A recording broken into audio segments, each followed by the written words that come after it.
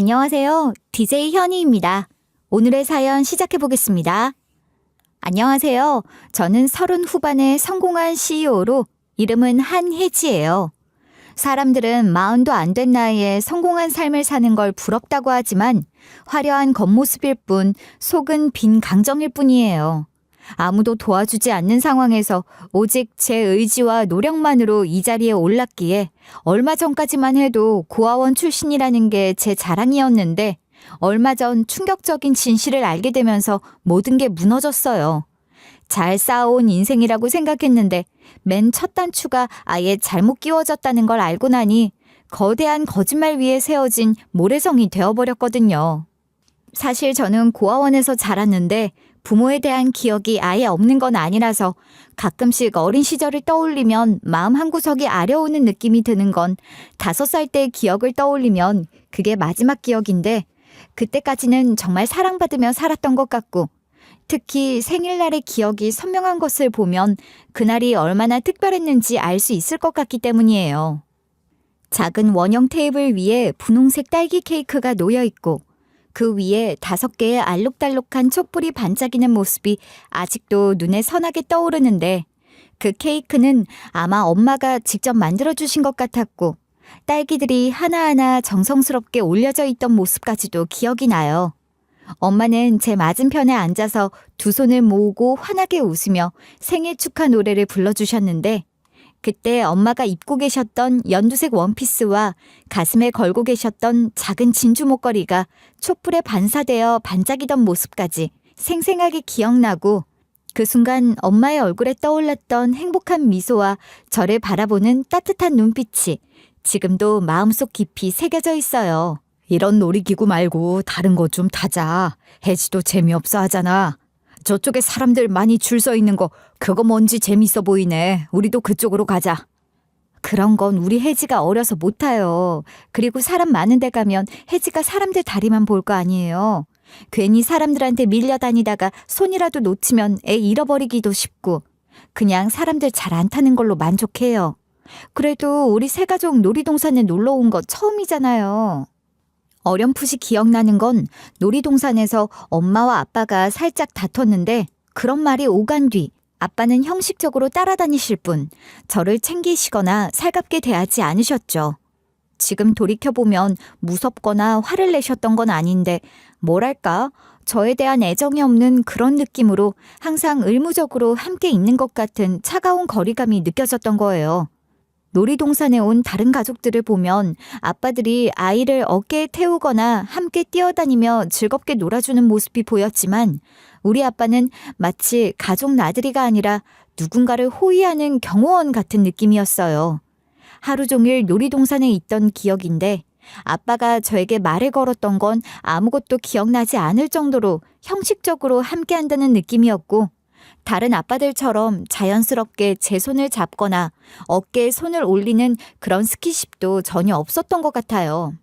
어린 마음에도 그게 서운하고 이상했는데 지금 생각해보면 정말 묘한 일이었고 다른 아빠들의 자연스럽고 따뜻한 모습과 비교하면 우리 아빠는 아빠라기보단 그냥 옆에 있는 일행의 느낌만 들었던 거죠. 그날 놀이동산에서 화장실이 너무 가고 싶어서 엄마에게 말했더니 엄마가 화장실을 같이 가주셨는데 여자 화장실 안은 정신없이 꽉 차 있었죠.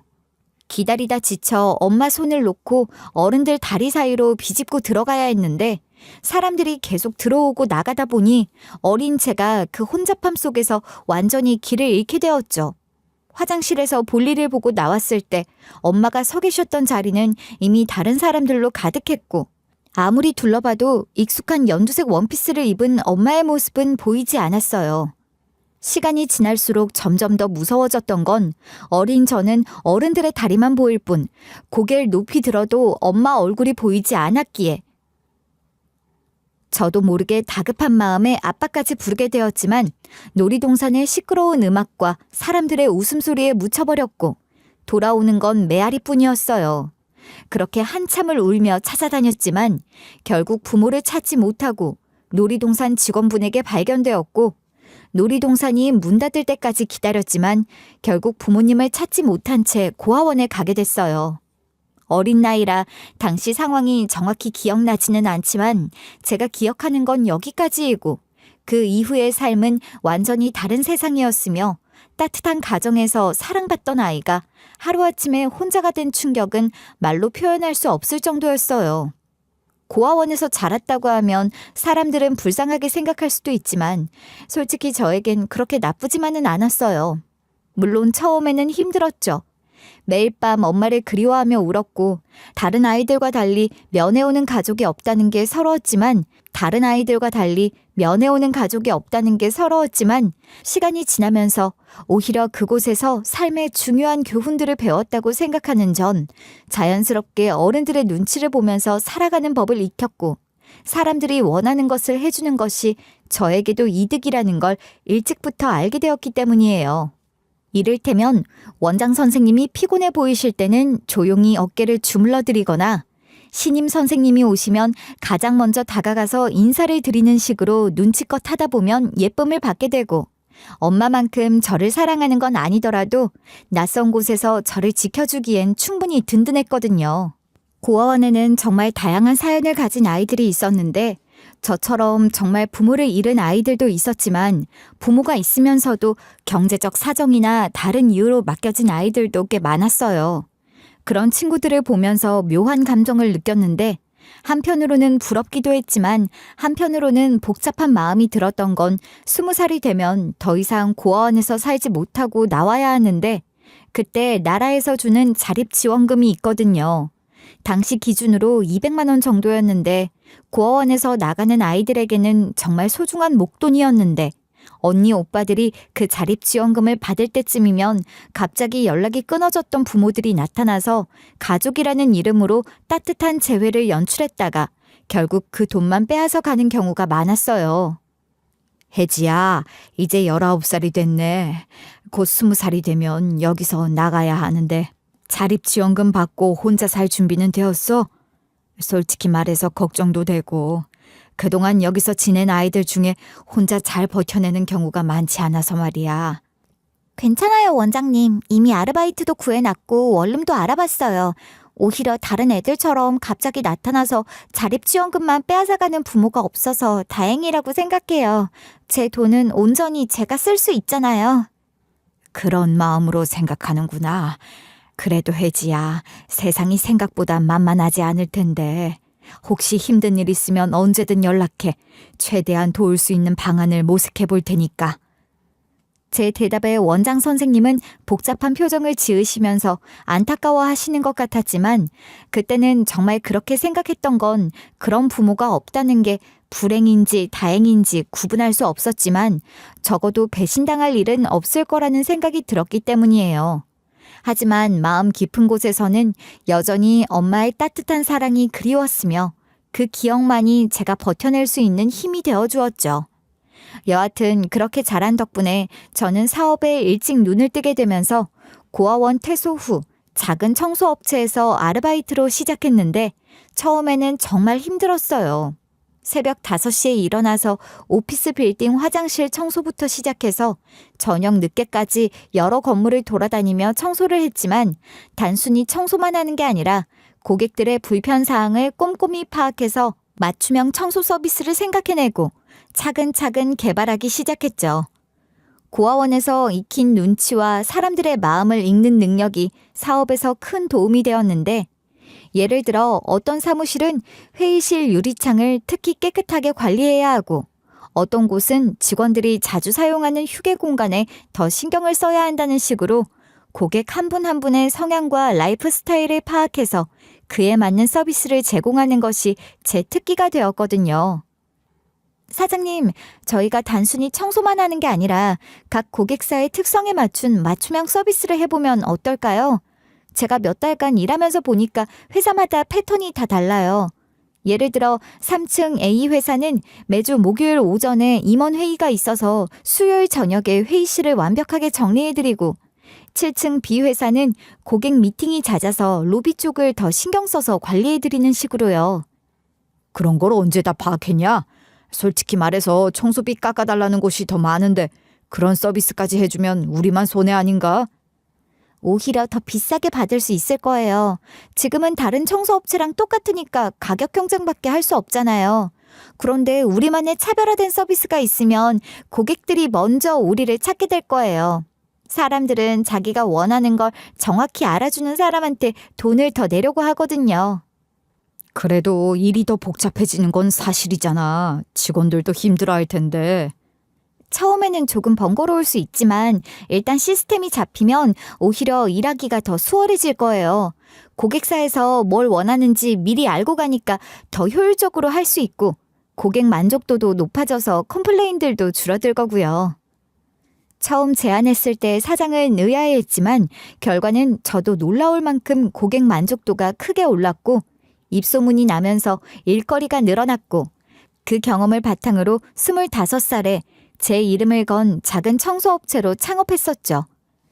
그 후 점차 직원을 늘려가며 프랜차이즈로 확장했고 이후 건물 관리와 시설 관리까지 사업 영역을 넓힐 수 있었던 건 고아원에서 배운 생존 본능과 사람을 읽는 능력과 기댈 언덕이 없으니 어떻게든 혼자 버텨야 한다는 끈기가 저를 여기까지 이끌어 주었고 지금은 직원 50명 정도 되는 시설 관리 업체의 CEO가 되었네요. 물론 쉽지 않은 길이었지만 그래도 제 나름대로는 만족스러운 삶을 살고 있다고 생각했던 건 부모 없이 자란 고아원 출신이라는 것을 굳이 숨기지도 않았고 오히려 그런 배경이 저를 더 강하게 만들었다고 여겼기 때문이에요. 아무도 도와주지 않는 상황에서 오직 제 의지와 노력만으로 이 자리에 올랐다는 것이 제 자랑으로 고아원 출신이라는 것이 이제는 콤플렉스가 아니라 제 정체성이 되었으니까요.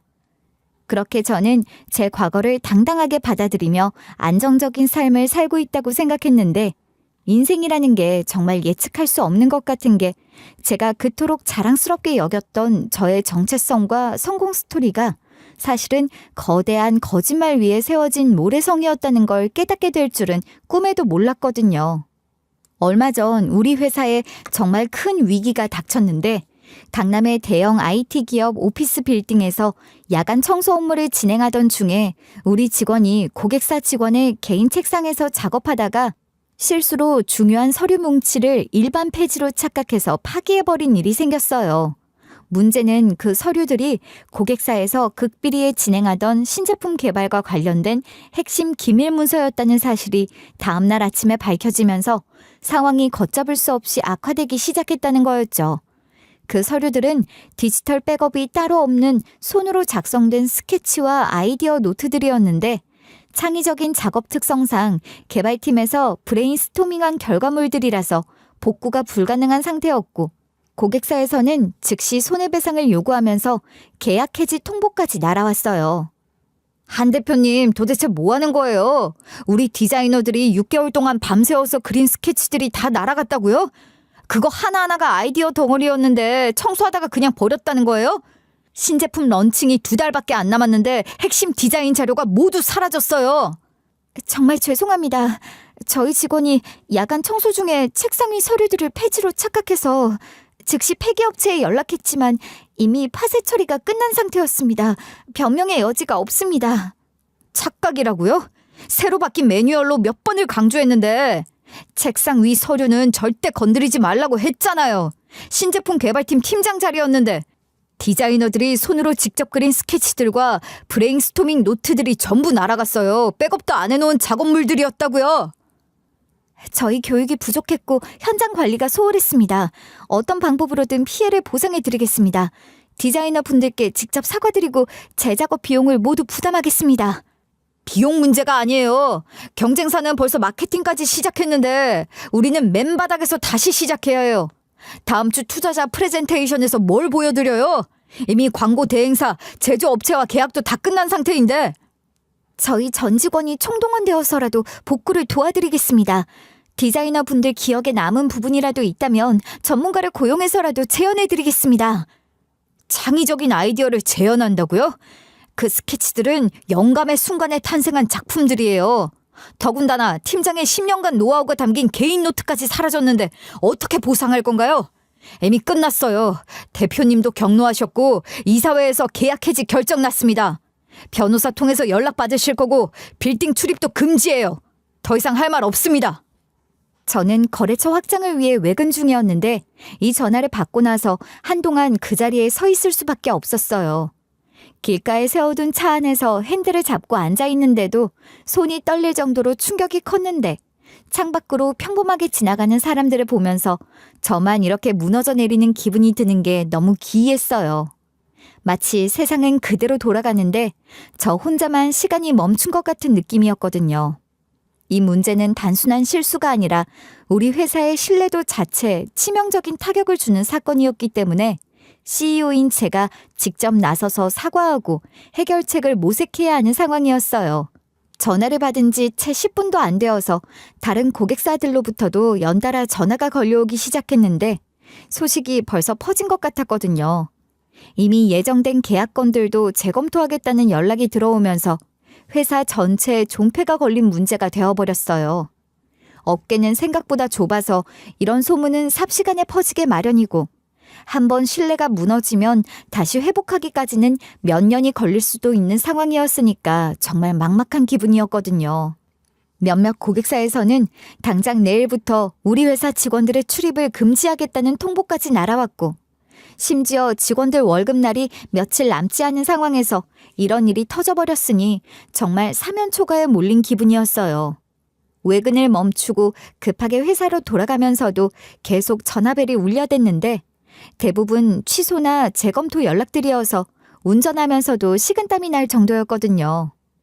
회사에 도착했을 때 평소와는 완전히 다른 분위기가 저를 맞이했는데 복도를 지나가는 직원들의 얼굴이 어두웠고 평소처럼 활기찬 대화 소리도 들리지 않아서 마치 회사 전체가 숨을 죽이고 있는 것 같은 느낌이었어요. 긴급 대책회의를 소집하려고 사무실에 들어서자마자 인사팀장이 완전히 패닉 상태에 빠져서 어쩔 줄 몰라 하며 저에게 달려오는 모습을 보게 되었어요. 대표님, 정말 죄송해요. 큰일 났어요. 어머니가 갑자기 쓰러져서 응급실에 실려가셨다는 연락을 받았는데 혈압이 떨어지면서 의식을 잃으셨대요. 당장 병원으로 가야 하는데. 어머니가요? 그럼 빨리 가보세요. 그런데 왜 이렇게 당황하고 계세요? 그게 오늘 오후 2시부터 신규 파출부 면접이 있어요. 인사부장님도 지난달에 그만두셔서 대신할 사람이 없고 인사과장은 경험이 없어서. 아, 그래서 그렇게 난리시는 거구나. 그럼 면접은 어떻게 하죠? 정말 죄송한데 혹시 대표님이 직접 아니면 내일로 연기할까요? 근데 기존 파출부분도 오늘 갑자기 그만둔다고 해서 내일부터 청소할 사람이 없어요. 알겠어요. 제가 할게요. 어차피 파출부 면접이니까 어렵지 않을 거예요. 빨리 병원 가보세요. 정말 감사해요. 면접 자료는 책상 위에 다 준비해뒀고 지원자가 10명 정도 돼요. 정말 죄송하고 감사합니다. 인사팀장이 급하게 나간 후 저는 면접 준비를 하면서도 머릿속으로는 계속 회사 위기 상황만 생각하고 있었어요. 면접이 시작되고 지원자들을 하나씩 차례대로 만나보고 있었는데 솔직히 말하면 빨리 끝내고 싶은 마음이 컸어요. 첫 번째부터 8번째까지는 정말 기계적으로 진행했는데 이름, 경력, 근무 가능 시간 정도만 확인하고 다음 사람으로 넘어가는 시기였거든요. 머릿속으로는 계속 어떻게 이 위기를 넘길지만 생각하고 있었고 솔직히 면접에는 별로 집중하지 못하고 있었어요. 그런데 9번째 지원자가 면접실 문을 조심스럽게 열고 들어왔을 때 갑자기 뭔가 이상한 느낌이 들기 시작했어요. 분명히 처음 보는 사람인데도 어딘지 모르게 낯익은 느낌이 들어서 저도 모르게 집중하게 되었고 급하게 끝내려던 마음도 잠시 멈춰지는 기분이었는데 마치 오랫동안 잊고 있었던 무언가가 갑자기 떠오르려는 듯한 어지러운 기분이 들었어요. 그분이 들어오는 순간 왜인지 모르게 마음이 차분해지는 느낌이 들었는데 마치 오랫동안 잊고 있던 평온함을 되찾는 것 같은 기분이었어요. 그분은 50대 중반 정도로 보였는데 수수한 회색 카디건에 검은색 바지를 입고 있었고 머리는 단정하게 뒤로 넘겨 빗은 모습이었는데 특히 문을 살며시 닫고 나가서 저를 향해 깍듯하게 고개 숙여 인사하는 모습에서 뭔가 익숙한 온기가 느껴졌어요. 그런데 이상한 건 그분이 저와 눈이 마주치는 순간 갑자기 얼굴이 하얗게 질리면서 손을 부들부들 떨기 시작하는 모습이었어요. 처음에는 CEO와의 직접 면접이라서 과도하게 긴장해서 그러나 보다 싶었지만 그 반응이 뭔가 단순한 긴장과는 완전히 다른 차원의 감정인 것 같았거든요. 보통 긴장하는 사람들은 어색하게 웃거나 손을 비비거나 하는데 이분은 마치 믿을 수 없는 광경을 목격한 것처럼 입을 살짝 벌린 채 저를 빤히 쳐다보고 계셨는데 그 눈빛에는 놀라움과 기쁨, 그리고 뭔가 간절한 감정이 뒤섞여 있어서 저도 모르게 같이 긴장되면서 가슴이 두근거리기 시작했어요. 제가 앉으시라고 말씀드려도 한참 동안 그 자리에 서서 저만 바라보고 계시는데 그 눈빛에는 놀라움과 기쁨, 그리고 뭔가 간절한 감정이 뒤섞여 있는 것 같았어요.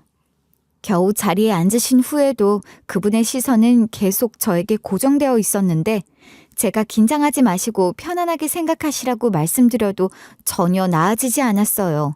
오히려 그분은 계속해서 저를 뚫어져라 쳐다보면서 뭔가 확인하려는 듯한 표정으로 저를 바라보셨거든요. 면접이 진행되면서 더욱 이상한 점들을 발견하게 되었는데 제가 질문을 할 때마다 그분은 답변보다는 저의 표정이나 말하는 방식에 더 집중하시는 것 같았어요. 문득 왜 이분이 이렇게 낯익은 느낌을 주는지 생각해보니 어릴 때 기억과 겹치는 부분들이 있다는 걸 깨달았는데 특히 그분이 제 말을 들을 때 고개를 살짝 기울이는 모습이나 걱정스러운 표정을 지을 때의 눈썹 모양, 그리고 손을 무릎 위에 가지런히 모으고 앉는 자세에서 어머니의 모습이 선명하게 떠올랐어요.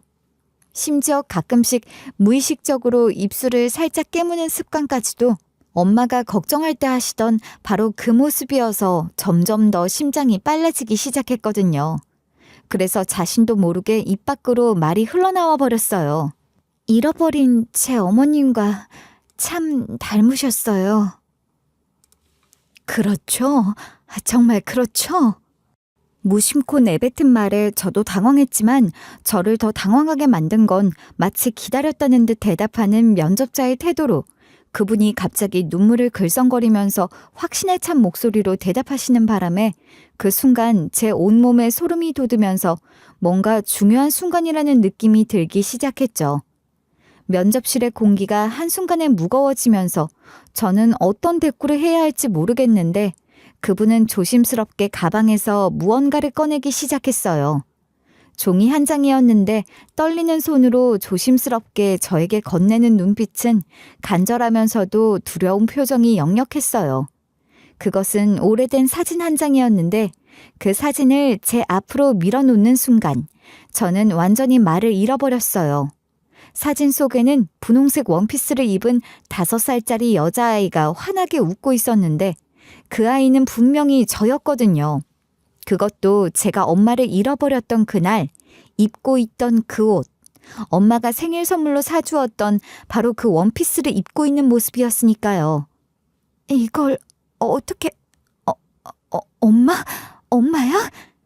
엄마는 아니에요. 이모예요. 어릴 적 한 번도 만나본 적 없는데 엄마를 닮은 이 사람이 내 이모라니.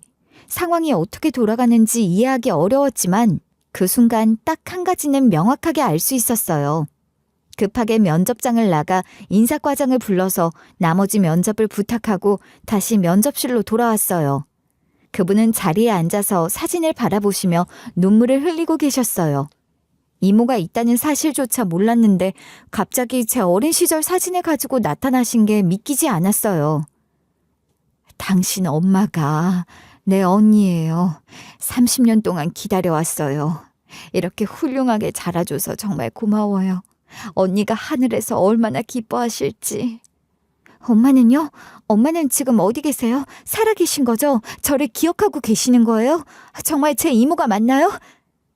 언니는 당신을 찾다가 3년 전에 결국 병을 이기지 못하고 하늘나라로 떠났어요. 마지막까지도 당신을 찾겠다고 꼭 만나겠다고 하시면서 병원에서도 고아원에 계속 전화를 걸고 계셨어요. 5살 때 잃어버렸는데 지금까지도 저를 찾으러 다니셨다고요? 30년 동안이나요? 엄마가 정말 그렇게... 우리 엄마가 저를 포기하지 않으셨던 거예요? 그냥 잃어버린 게 아니었거든요. 아버지란 사람이 일부러 계획하고 당신을 버린 거였어요. 언니는 그 사실을 알고 나서 미친 듯이 당신을 찾아다녔어요. 전국의 모든 고아원에 전화하고 직접 찾아다니고. 뭐라고요? 아빠가 저를 일부러 버렸다는 말이에요? 그럴 리가 없어요. 분명히 놀이동산에서 실수로 잃어버린 거였는데 왜요? 무슨 이유로 그런 끔찍한 일을... 보험금 때문이었어요. 당신 이름으로 여러 보험에 가입해놓고 사망 선고를 받아서 보험금을 탔어요. 그 돈으로 빚을 갚고 사업을 다시 시작했죠. 언니는 그 진실을 알고 나서 완전히 무너졌어요.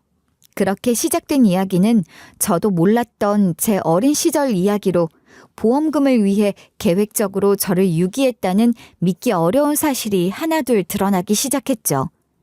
친아버지는 저를 낳자마자 벌려놓은 사업이 쫄딱 망해서 사채업자들한테 쫓기는 상황으로 빨간 딱지까지 붙여지고 재산 압류까지 당해 어려워 야반도주를 했고, 그런 환경이니 엄마랑 이모도 제대로 연락하지 못해 끊어졌다고 했어요. 그리고 그렇게 형편이 어려운 상황으로 쫓기면서도 제 이름으로 가입한 보험금은 저를 잃어버리기 전까지 착실히 5년간 꾸준히 냈었고요. 5살 정도가 되면 잃어버려도 실수로 잃어버렸다는 말이 어느 정도 이해되면서 받아들여져 수사망을 느슨하게 피할 수 있다는 게 이유였죠. 들으면서도 믿어지지 않았던 건 엄마와 행복한 기억으로 남았던 제 5년간의 기억 한편으로 저 모르게 이런 일들이 꾸며지고 있었다는 게 소름 끼쳤기 때문이에요. 미리 준비했던 만큼 치밀하게 계획했던데 놀이동산에 가기 전날 밤 저한테 입혔던 옷이랑 똑같은 옷을 준비해서 제 옷에 미리 채취해둔 제 혈액과 닭피를 묻혀서 산속에 숨겨뒀고, 화장실에서 저를 잃어버린 후 2년간 지속적으로 가짜 목격자들을 매수해서 그날 밤 산에서 아이 울음소리를 들었다, 맹수 소리도 들렸다는 거짓 증언을 수집했다는 거였어요. 정말 작정했다고 느꼈던 건 제 원피스를 엄마가 살 때 아빠가 뒤에서 보고 있다가 엄마 모르게 하나 더 구매했다는 것이었어요. 2년 후 그 조작된 혈흔과 옷까지, 그리고 동물뼈 몇 개를 함께 배치해서 우연히 발견되도록 했고, 가짜 목격자들의 증언과 함께 법원에 사망 선고를 신청했다고 해요. 그렇게 3년 후 법원에서 사망 선고가 확정되자 그때부터 각 보험사에 순차적으로 청구하기 시작했다고 하는데, 당시는 30년 전이라 보험사 간 정보 공유가 전혀 안 됐고, 가입했던 보험사가 서로 달라 A사, B사, C사에 C차를 둬서 청구해서 각 보험사는 다른 곳에서 보험금을 받았는지 몰랐다고 해요. 혹시 몰라 해당 고아원 조사를 하긴 했는데 형식적인 것으로 해당 지역만 조사하고 전국적인 조사를 안 했던 건 이미 사망 선고 법원 판결문이 있었기 때문에 보험사 측에서 추가 의심 없이 지급했던 거예요. 저는 엄마를 잃어버렸던 당일 방송실에서 엄마를 기다렸는데 엄마가 놀이동산 문을 닫을 때까지 오지 않아서 고아원으로 가게 되었는데요. 계속된 미아 방송을 해도 엄마가 못 들었던 건 저를 잃어버렸던 곳이 출입구 주변 화장실이었는데 아빠가 사람들한테 휩쓸려 나갔을 거라는 말을 해서 놀이동산 밖에서 저를 찾았기 때문이라고 했어요. 결국 그렇게 저는 용인에서 부모님을 잃어버렸고, 처음엔 근처 고아원으로 들어가게 되었지만 수용 인원이 너무 많다고 몇 번 고아원을 옮기면서 그런 일이 벌어지는 사이 지방으로 가게 되었으니 형식적인 조사만 했던 보험사 측에서 저를 찾을 수 없었던 거죠. 그렇게 전 고아원에서 커가고 있었고, 아빠는 제 보험금으로 사업을 성공시키면서 안정적인 환경이 되자 새로 아이를 낳으면서 행복한 가정을 꾸렸다는 게 믿어지지 않더라고요. 그러면서 한편으론 그때서야 아버지의 행동들이 이해되면서 왜 그토록 저를 바라보는 눈빛에서 애정이 느껴지지 않았는지, 저에게 그렇게 무관심했는지 알 것 같았어요. 그렇게 아버지라는 작자가 제 사망보험금으로 빚을 갚고 사업이 또 시작하게 되었고, 그 전까지 그렇게 말아먹으며 빚만 지다가 크게 사업을 성공시키면서 자신감이 하늘을 찔렀다고 했죠. 그러면서 전에 없던 독단적인 성격들이 하나둘 생기기 시작했고 당신 말만 들으면 된다는 식의 행동으로 엄마와 크고 작은 다툼들이 생겼다고 했어요. 그러던 어느 날 말싸움이 극에 달했다고 이모가 말해주는데 모든 비밀이 드러나는 그 순간들이 제 머릿속에 생생하게 그려졌죠. 당신은 지금까지 그랬던 것처럼 내가 시키는 대로만 하면 돼. 내가 뭘 잘못했다고 그렇게 나와.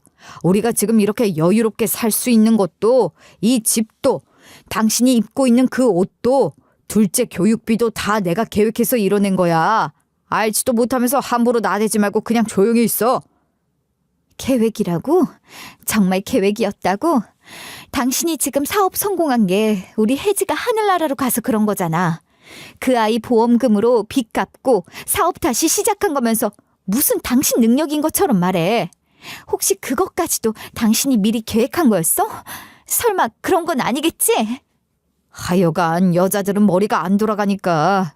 우리 형편에 매달 보험료 내는 게 얼마나 빠듯했는데 그것도 5년이나 꼬박꼬박 냈어. 그게 쉬운 일이었어?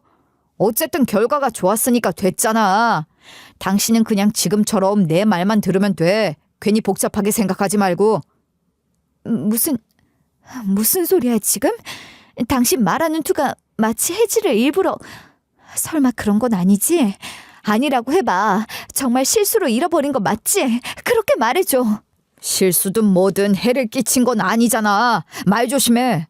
어딘가에서 잘 살고 있을 거야. 그냥 죽은 척만 한 거라고. 사실 이런 일은 생각보다 흔해. 다들 살려고 하는 거야. 나만 그런 게 아니라고. 미쳤어. 완전히 미쳤어. 진짜 일부러 그런 거야? 우리 5살짜리 딸을 돈 때문에 버린 거야? 당장 경찰서 가자. 신고할 거야. 신고? 정말 웃기네. 지금 와서 신고하면 누가 믿어줄 것 같아? 증거도 없고 벌써 몇 년이나 지났는데. 그리고 나만 잘못한 거야? 당신도 그 돈으로 편하게 살았잖아. 둘째 낳을 때도 좋은 병원에서 낳고 이 집도 그 돈으로 계약금 넣은 거고. 우리는 한 배 탄 거라고. 지금 와서 혼자만 깨끗한 척 하지 마. 그리고 만약 혜지를 찾아서 진실을 다 말한다고 해봐. 그럼 그 애는 어떻게 되겠어? 자기 아빠가 범죄자라는 걸 알게 되면 얼마나 충격받겠어. 둘째는 아빠가 감옥 가면 어떻게 살라고? 당신은 늘 그래. 한 가지만 보고 전체는 생각 안 해. 그러니까 내 말만 들으라니까. 그렇게 모든 진실이 드러난 후 엄마는 완전히 무너져 버렸고 이모는 그때부터 엄마와 함께 저를 찾기 시작했다고 했어요. 하지만 결국 엄마는 저를 찾지 못한 채 3년 전 하늘나라로 떠나셨고 이모만이 남아서 끝까지 포기하지 않고 저를 찾아내신 거였죠. 이모 덕분에 저는 제자리를 되찾을 수 있었던 건 그동안 제가 느꼈던 공허함의 정체를 알게 됐고 동시에 엄마의 진심 어린 사랑도 확인할 수 있었기 때문이에요.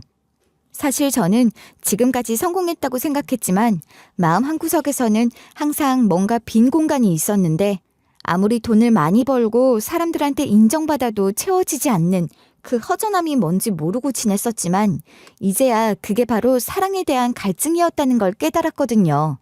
아무리 성공해도 진짜 나를 사랑해주는 사람은 없을 거라는 생각이 무의식 중에 계속 따라다녔고 내 자신도 모르는 공허함, 외로움이 있었는데 이모를 만나고 나서야 그 모든 게 아니라는 걸 알게 된 거예요. 하지만 무엇보다 중요한 건 아버지에 대한 법적 처분이었어요. 이건 단순한 복수가 아니라 정의를 바로 세우는 일이었기 때문인데 놀랍게도 이모가 가져온 건 제 어린 시절 사진만이 아니었죠. 모든 이야기가 끝나고 나서 이모가 조심스럽게 꺼낸 또 다른 봉투 안에는 엄마가 살아생전 치밀하게 준비해둔 증거들이 가득 들어있었어요. 이모의 설명에 따르면 엄마는 아버지의 진실을 알게 된 후 약 5년간 혼자서 비밀리에 증거를 수집하셨다고 하는데 그 과정이 정말 눈물겨울 정도로 치밀하더군요. 당시 개인용 소형 녹음기로 아버지와의 대화를 몰래 녹음하셨는데 20년 전에는 이런 녹음이 불법이 아니었기 때문에 가능했다고 해요. 또한 아버지가 잠든 사이나 외출한 틈을 타서 몰래 서류들을 복사하는 일도 마다하지 않으셨던 것 같은데 제 명의로 가입된 여러 보험사의 계약서는 물론이고 보험금이 입금된 통장 사본까지 하나도 빠짐없이 확보해 두셨더라고요. 심지어 가짜 목격자들에게 돈을 지급한 은행 거래 내역까지 찾아내서 복사해 두신 걸 보면 엄마가 얼마나 치밀하고 체계적으로 준비하셨는지 알 수 있었는데 동시에 그 과정에서 얼마나 절망적이고 분노에 차서 밤잠을 설치셨을지 생각하니까 가슴이 너무 아팠어요. 보험 사기의 경우 공소시효가 10년이지만 피해 발견 시점부터 기사남으로 처벌이 가능했는데 이모와 함께 찾아간 변호사 사무실에서 들은 설명이 정말 희망적이었어요. 아동 유기는 지속 범죄로 분류되어 공소시효가 미완성 상태였으며 허위 신고는 수사기관을 기망한 범죄로 처벌 가능하다고 하더라고요. 그 순간 정말 가슴이 뛰면서 마침내 정의를 실현할 수 있겠다는 확신이 들었고 그렇게 변호사 사무실에서 아버지를 마주하게 되었는데 제가 성공한 CEO가 됐다는 걸 들으시곤 뻔뻔하게 웃으시며 말씀을 하시더라고요. 야, 우리 혜지 정말 대단하구나. 아빠를 똑 닮아서 사업 수완이 있어 보이네. 50명이나 되는 회사 CEO라니 역시 내 피가 흐르고 있는 게 틀림없어. 네 엄마가 하늘에서 보고 얼마나 뿌듯해하겠어. 내가 뭐라고 했냐? 어딘가에서 분명 잘 살고 있을 거라고 했잖아. 우리 집에서 키웠으면 이렇게까지 악독하게 성공하지도 못했을 텐데 오히려 혼자 고생하면서 더 강해진 것 같아서 다행이야. 지금 뭐라고 하신 거예요? 저를 일부러 버려놓고 엄마가 저를 찾다가 병들어 죽으셨는데 그걸 보고 자랑스럽다고요? 제가 혼자 고생한 게 다행이라고요? 정말 믿을 수 없네요. 당신이 제 친아버지가 맞나요? 어떻게 그런 말을 태어나게 할 수 있어요? 엄마가 얼마나 괴로워하셨는지, 저를 찾으러 다니시면서 얼마나 자책하셨는지 아시면서도 그런 소리를 하시는 거예요? 아이고, 뭘 그렇게 심각하게 받아들여. 다 지나간 일이고 결과적으로는 모두에게 좋은 일이 된 거잖아. 너는 이렇게 성공했고 나도 그때 빚에서 벗어나서 사업을 다시 일으킬 수 있었고 네 동생도 좋은 환경에서 자랄 수 있었고 네 엄마만 좀 예민하게 받아들인 게 문제였지. 사실 따지고 보면 윈윈이었던 거야. 사업이라는 게 원래 리스크가 있는 법이고 때로는 과감한 결단이 필요한 거거든. 지금 와서 그때 일을 가지고 문제 삼을 게 뭐가 있어. 오히려 내가 네 인생에 도움이 된 거 아니야? 리스크요? 제가 리스크였다고요? 5살 아이를 계획적으로 버리시는 게 사업적 결단이었다고요? 엄마가 20kg나 빠지면서 저를 찾으러 다니시다가 결국 병들어 돌아가신 게 예민해서 그런 거라고요? 당신은 정말 사람이 맞아요? 어떻게 그런 말을 할 수 있어요? 자식이고 뭐고 먹고 살려면 어쩔 수 없는 거야. 그때 상황이 얼마나 급박했는데. 사채업자들이 목에 칼을 들이대고 있었다고. 그런데 지금 보니까 내 선택이 틀리지 않았잖아. 너도 이렇게 성공했는데 대체 뭐가 문제야? 너도 네 엄마처럼 피곤하게 따지고 들어서 좋을 거 하나도 없어. 아빠 말 들어. 그럼 다 좋아져. 이제 와서 법정까지 가겠다고? 그게 무슨 소용이야. 이미 다 지난 일인데. 지난 일이라고요? 엄마는 돌아가셨지만 저는 지금도 그때의 상처를 안고 살고 있어요. 매일 밤 엄마를 그리워하며 운 기억들, 고아원에서 혼자 견뎌야 했던 모든 날들이 당신 때문이었다는 걸 알게 된 지금 어떻게 지난 일이라고 말할 수 있어요? 당신이 그런 짓을 하지 않았다면 엄마도 지금 살아계셨을 텐데 우리 가족이 함께 행복하게 살 수 있었을 텐데 말이에요. 에이, 그건 네가 너무 감정적으로 생각하는 거야. 현실적으로 봐. 지금 결과가 어때? 너는 CEO가 돼서 떵떵거리며 살고 나도 사업 성공해서 잘 살고 네 동생도 좋은 환경에서 자랐고 네 엄마가 좀 예민하게 받아들여서 문제였지. 사실 모든 게 잘 풀린 거야. 법정에서 뭘 따져봤자 이미 30년이나 지났는데 시간만 낭비하는 거 아니야? 그냥 이제부터라도 가족답게 지내면 되는 거 아니냐? 가족이라고요? 정말 뻔뻔하시네요. 자기 딸을 돈 때문에 버리고 아내를 죄책감으로 죽게 이르게 한 사람이 가족이라는 말을 하시는 거예요? 당신은 제게 아버지가 아니에요. 그냥 저를 이용한 범죄자일 뿐이에요. 이 모든 증거를 가지고 법정에서 끝까지 싸울 거예요. 엄마를 위해서라도요. 아무 일 아니라는 듯 말하다가 제가 법적으로 처벌을 요구한다니까 그때 아버지 표정을 잊을 수가 없는데 처음에는 설마 이게 진짜 법정까지 갈까 싶은 표정이었다가 변호사가 형사고발과 민사소송 동시에 진행하겠다고 말하니까 이제 와서 이게 왜 문제가 되냐는 듯 말도 안 된다는 표정으로 바뀌더라고요. 지난 30년간 완전 범죄라고 생각했을 텐데 막상 모든 증거들이 하나씩 나오니까 당황하면서도 끝까지 이게 무슨 소용이냐며 이미 다 지난 일이라고 말하면서 저보고 아빠를 찾았으면 좋아해야지 뭐 하는 짓이냐며 뻔뻔하게 나오는 모습이 정말 역겨웠어요. 결국 법원에서 받았던 보험금 전액 반환에 이자와 위약금까지 총 4억여 원 배상 명령이 떨어졌는데 아버지는 징역 3년 실형까지 받게 되었고 회사도 사회적 무리로 인해 경영이 크게 악화됐다고 들었는데 그제서야 아버지가 사태의 심각성을 깨달았다고 하는데 전해 들은 그 말이 가관이었죠.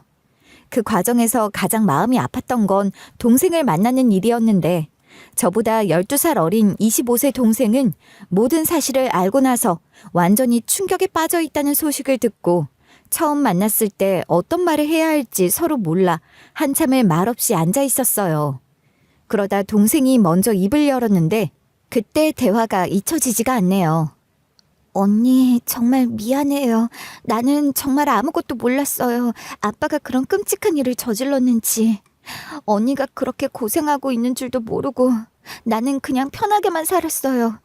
언니 덕분에 내가 좋은 환경에서 자랄 수 있었던 건데 나는 언니가 있다는 것도 몰랐어요. 너는 잘못한 게 없어. 너도 아무것도 모르는 상황에서 그냥 살아온 거잖아. 오히려 이런 사실을 알게 돼서 힘들 텐데. 아니에요. 알게 되어서 다행이에요. 내가 지금까지 누리고 살았던 모든 게 언니의 희생 위에서 이루어진 거라는 걸 알았으니까요. 아빠를 절대 용서할 수 없어요. 어떻게 자기 딸을 그렇게 버릴 수 있어요? 그것도 돈 때문에 정말 역겨워요.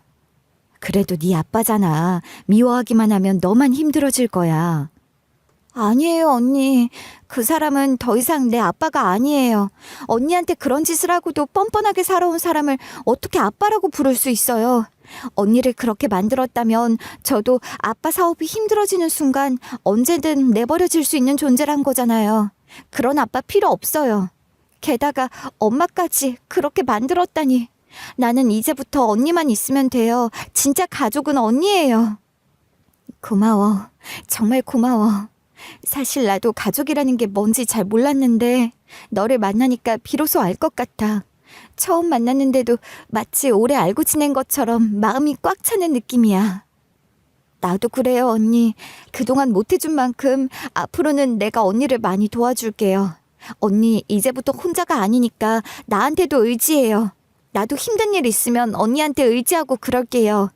이제 누가 뭐래도 우린 자매니까 서로 의지하고 지내요. 네? 그렇게 우리는 서로를 위로하며 진짜 자매가 되었고 아버지가 수감된 이후 더욱 자주 만나면서 서로 의지하는 관계를 만들어가고 있어요. 동생이 있다는 사실만으로도 제게는 큰 위안이 되었고 이제는 정말 든든한 가족이 생긴 것 같아 마음이 따뜻해졌지만 이모 사연도 정말 가슴 아팠어요.